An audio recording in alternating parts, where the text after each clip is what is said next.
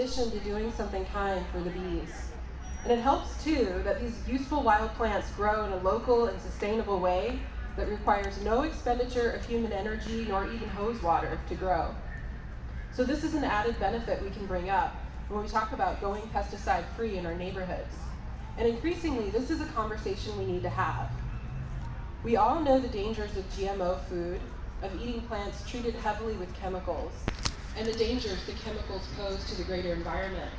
What's lesser known is that homeowners use 10 times more Roundup per acre than farmers do. And it doesn't have to be this way.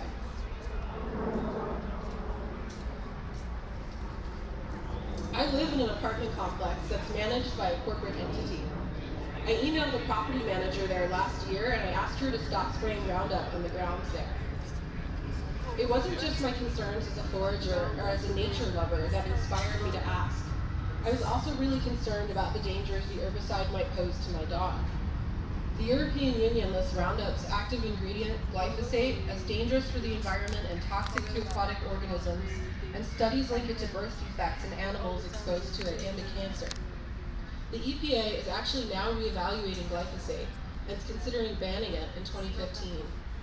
So I passed along all this information, and yet the property manager dismissed my request, telling me it would be expensive to go green. This wasn't really true, because I was asking her not to pay for the service of the herbicide, and I suspect that the real reason for her dismissal was that she was concerned about the effects of a weedy and wild courtyard on property values. There's this perception that weed-free lawns project the image of wealth. The irony is that the real wealth, the real abundance, is biodiversity, not suppression. I was disheartened, but I was undeterred.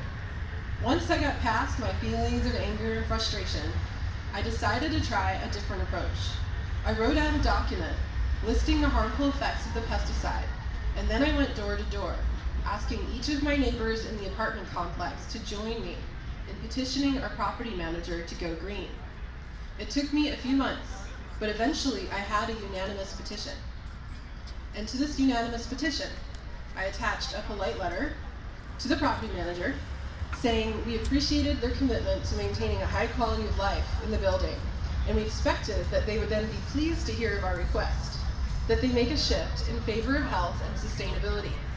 And I added that Portland neighborhoods are increasingly working to create pesticide-free zones, and they'd likely have to stop spraying sooner than later anyway. I'm happy to report this effort was successful. They told me they're going to honor our request. So what I'm here to tell you today is it can be done. When we join together, we can create change. And we need to have these conversations with our landlords and our neighbors. And as we do, we can tell them about the bees. And we can tell them too about the amazing abundance that we're welcoming in the form of wild plants. And your presence here today is proof that we're moving in the right direction.